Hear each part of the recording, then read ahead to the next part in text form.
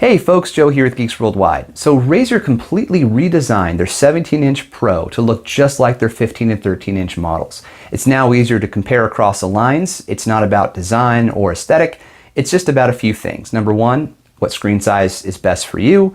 And number two, what kind of I/O do you really need? And number three, your budget.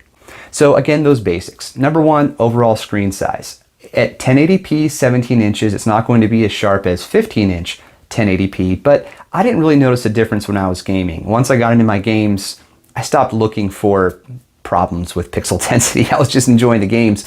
And with the 144 Hz display and for how well calibrated it is, that was an easy thing to get sucked into.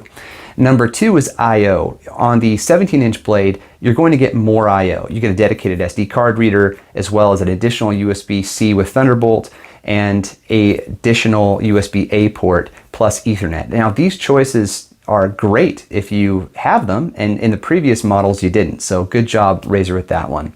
And then finally, it's just overall performance. Bigger size means better cooling if the GPUs are the same and they're cooled with the same methodology, and they are compared to the 15-inch model. So one thing that really jumped out to me when I first fired up Apex Legends and then Doom and some other FPS games on the 17-inch is that it's just quieter than my 15-inch. So good job, Razer, doing that. Now, I was using the 2060 model of the Razer Blade Pro as compared to my 1070 of the Razer Blade, but I think you're going to find the better cooling across the board.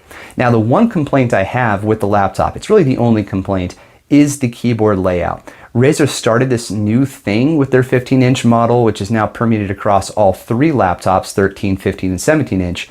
And that's the placement of the up arrow between the shift key and the question mark key or /.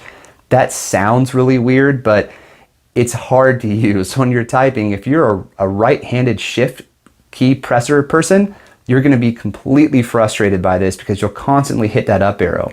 You can remap it, so props to Razer for that, but that's not fixing the actual root issue.